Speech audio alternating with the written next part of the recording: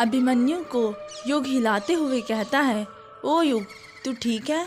कहाँ पर खो गया है? अभिमन्यु के हिलाने से युग अपने सपनों की दुनिया से बाहर निकलता है और युग कहता है, अरे अभिमन्यु, तू उठ गया? हाँ, मैं तो उठ गया, पर तू यहाँ पर क्या कर रहा है और कुछ जवाब क्यों नहीं दे रहा? युग खिड़की की तरफ इशारा करते हुए कहता है, वह देख। जब अभिमन्यु खिड़की के बाहर देखता है तो बाहर का मनमोहक नज़ारा देखकर खुश हो जाता है। हवेली की खिड़की से किश्नोई नदी साफ दिखाई दे रही थी, जो शांति के साथ बह रही थी। साथ में काली झाड़ी का जंगल भी नज़र आ रहा था, जो दूर तक फैला हुआ था। नदी काफ़ी चौड़ी थी, जिसकी वजह से वह साफ नहीं नज़र आ रही थी। युग खिड़की से बाहर देखते हुए कहता है, तुझे पता है अभिमन्यु, बचपन में पापा अक्सर इसी खिड़की के पास कुर्सी लगाकर बैठे रहते थे और घंटों बाहर झांकते रहते थे। माँ के कहने पर भी पापा नहीं रुकते थे और जब माँ पापा से पूछती थी बाहर क्या देख रहे हो, तो पापा मजाक से कहते थे कि तुम्हारी सौतन का इंतज़ार कर रहा हूँ, कब नदी के पास आए और कब मुझे इशारा करके बुलाए और फिर मैं कब उसके पास चला जाऊँ। इसी बात पर पापा और मम्मी की प्यार भरी नोक-झोंक होती रहती थी। ये बात कहते कहते युग की आंखों में आंसू आ जाते हैं। अपनी बात को आगे जारी रखते हुए युग कहता है, अभिमन्यु, तुझे पता है, जब खुशी के पल यादों में तब्दील हो जाते हैं और हमें पता चलता है जो खुशी के पास फिर कभी लौटकर नहीं आते, ये खुशी के पल भी हमें सबसे ज़्यादा दर्द पहुंचाते हैं। अभिमन्यु युग के कंधे पर हाथ रखते हुए कहता है, यार युग, संभाल अपने आप को। मैं समझ सकता हूँ तेरा दर्द, पर बीती बातों को याद करके और उस पर आंसू बहाने का कोई मतलब नहीं। भूल जा पुरानी यादों को और एक नई उम्मीद के साथ आगे बढ़, समझा? युग कहता है, आगे ही तो बढ़ रहा हूँ पिछले 13 सालों से, वह भी अकेले। अभिमन्यु कहता है, यार तू ये क्यों सोचता है कि तू अकेला है? मैं हूँ ना तेरे साथ, और दोस्त लोग भी तो परिवार के सदस्य की तरह होते हैं। और चांदनी रात थी। युग एक लड़की के साथ नदी के किनारे बैठा हुआ था। छोटी छोटी लहरें बार बार दोनों को पैरों को स्पर्श कर रही थी। युग का चेहरा तो साफ दिख रहा था, लड़की का चेहरा नहीं दिख रहा था। उस लड़की ने काले रंग की साड़ी पहनी हुई थी। उसने अपना सिर युग के कंधों पर रखा था। दोनों ही एक दूसरे से चिपके बैठे हुए थे। वह लड़की आसमान में चांद को देखते हुए कहती है, एक बात पूछूं आपसे? युग प्यार से कहता है, हाँ पूछो ना, इसमें इतना हिचकिचाने वाली क्या बात है? आप मुझे भूलोगे तो नहीं ना? युग बड़े प्यार से बोलता है, तुम भूलने वाली चीज़ थोड़ी हो जो मैं तुम्हें भूलूंगा।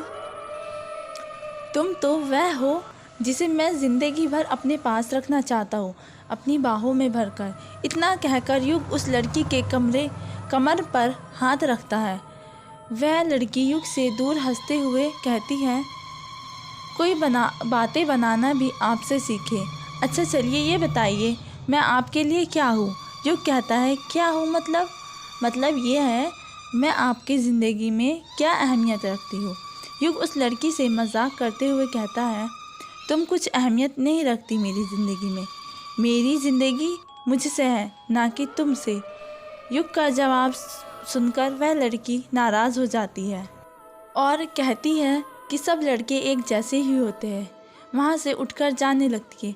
जैसे ही वह वहाँ से उठकर जाने लगती है तो युग उसका हाथ पकड़ते हुए कहता है, मजाक कर रहा था मेरी जान।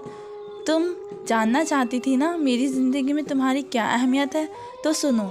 इतना कहकर युग फिर उस लड़की को अपने पास बिठा लेता है और उसकी आंखों में देखते हुए कहता है, तुम मेरी ज़िंदगी का H2O हो। वह लड़की कहती है, ये H2O मतलब? युग कहता है, मतलब तुम मेरी ज़िंदगी का पानी हो जिसे देखकर मैं अपनी प्यास बुझाना चाहता हूँ। तुम मेरी ज़िंदगी की ऑक्सीजन हो जिसे अपनी सांसों में भरकर जीना चाहता हूँ। इतना कहकर उस लड़की के करीब चला जाता है। अब वह ज़रा सा भी आगे बढ़ता है तो उसके होठ युग के होठ से मिल रहे थे। तो लड़की एक लंबी सी सांस लेते हुए बोलती है, आप रुक क्यों गए? बोलते रहिए ना। तुम मेरी ज़िंदगी का वह हसीन ख्वाब हो जिसे मैं रोज़ देखता हूँ। युग कहता है, जिसे मैं रोज़ देखता हूँ। तुम मेरी ज़िंदगी का सुकून हो जो मुझे तुम्हारी बातों के सिवा और कहीं नहीं मिलता। तुम मेरी ज़िंदगी का वह हिस्सा हो जिसके बिना मैं कुछ नहीं हूँ।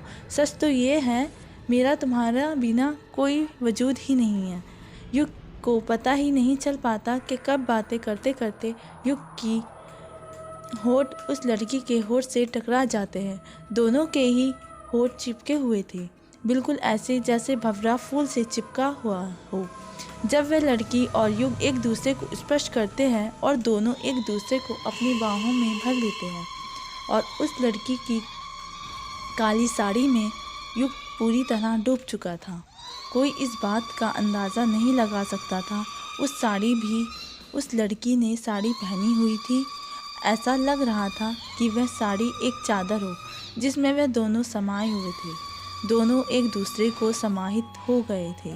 वह लड़की युग की शर्ट के बटन खोल देती है और उसका माथा चूमने लगती है और ये पूछती है, क्या आप मुझसे कभी छोड़कर तो नहीं जाओगे?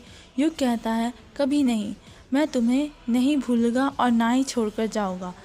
और वह लड़की माथा चूमने के बाद उसके सीने को चूमती है और उससे पसीने निकलने लगते हैं। ऐसा लग रहा था जैसे वह किसी आग में डूब रहा हो। देखते ही देखते गर्मी इतनी बढ़ गई थी कि उसकी नींद टूट जाती है और वह अपने सपने से बाहर आ जाता है। युग झटके के साथ उठते हुए कहता है, ए भगवान, फिर वही सपना। और वह अपने माथे का पसीना पोंछने लग जाता है। उसका पूरा बदन पसीने से भीग गया था। युग खुद से कहता है, ए भगवान, ये क्या है? क्यों बार बार मुझे एक ही सपना दिखाते हो? आखिर वह लड़की कौन है जिसके साथ मैं यह सब करता रहता हूँ? इतने करीब तो आज तक मैं अपनी ज़िंदगी में किसी लड़की के नहीं आया, पर वह लड़की क्या है और मेरा उसके साथ क्या संबंध है? यही सब सोचते हुए युग अपनी जगह पर खड़ा होता है और अपने बैग से पानी की बोतल निकालता है और पानी पीते हुए फिर सोच में लग जाता है, यह सपना मेरा पीछा क्यों नहीं छोड़ता? बेंगलोर में भी यही सपना दिखता था और यहाँ पर भी यही। सपने में जो नदी दिखती थी वह तो किश्नोई नदी थी। और वह लड़की कौन है और उसका चेहरा क्यों नहीं दिखता? युग वापस लेट जाता है और हवेली की छत को देखते हुए सोचने लग जाता है, नदी तो मिल गई, हो सकता है वह लड़की भी मिल जाए। बस एक बार वह लड़की मिल जाए, फिर यह सारे सपनों के राज खुल जाएंगे। कुछ ना कुछ तो कनेक्शन ज़रूर है मेरा उस लड़की के साथ। ऐसे ही सपने नहीं आते, वह भी इतने घटिया। यही सोच के युग की आंख लग जाती है, उसे पता ही नहीं चलता। सुबह हो गई थी और सुबह के 7 बज रहे थे। अभिमन्यु अभी तक गहरी नींद में सो रहा था और कोयल के बोलने की आवाज़ हो जाती है और अभिमन्यु उठ जाता है। देखता है उसे पहले ही उठा युग बैठा हुआ है और वह कुछ सोच रहा था। अभिमन्यु हैरानी से कहता है, अरे युग, तू कब से उठ गया और सुबह सुबह इतनी गहराई के साथ क्या सोचने लगा? पहले तो युग के मन में कुछ नहीं आया कि वह अभिमन्यु को अपने सपने के बारे में बताए, पर उसने सोचा कि अभिमन्यु कहीं उसे पागल ना समझ ले, इसलिए उसने उसे कुछ नहीं बताया। उसने कहा, बस ऐसे ही बैठा हुआ था। अभिमन्यु अचानक से कहता है, तूने मुझे बताया नहीं? युग कहता है, क्या नहीं बताया? तो अभिमन्यु कहता है, यही कि तुम्हें बेंगलोर क्यों छोड़ा और तेरे यहाँ पर आने का मकसद क्या है? तो युग कहता है, मैंने बेंगलोर को नहीं छोड़ा, बेंगलोर ने मुझे छोड़ दिया। अभिमन्यु कहता है, मतलब? मैं कुछ समझा नहीं, तो साफ साफ बताएगा, बताना क्या चाहता है? अरे यार, मेरी बेंगलोर में जो जॉब थी वह चली गई। अभिमन्यु चौंक कर कहता है, क्या? जॉब क्यों चली गई और कैसे? युग कुछ जवाब नहीं देता। अभिमन्यु युग पर दबाव बनाते हुए कहता है, अरे तू चुप क्यों है, बताना तेरी जॉब कैसे चली गई? तो युग लंबी सांस लेते हुए कहता है, मुझे कंपनी ज्वाइन करते हुए 1 साल ही हुआ था। सब कुछ ठीक चल रहा था, ऐसा लग रहा था कि सारी लाइफ सेट हो जाएगी और फ्यूचर भी यहीं सेट हो जाएगा।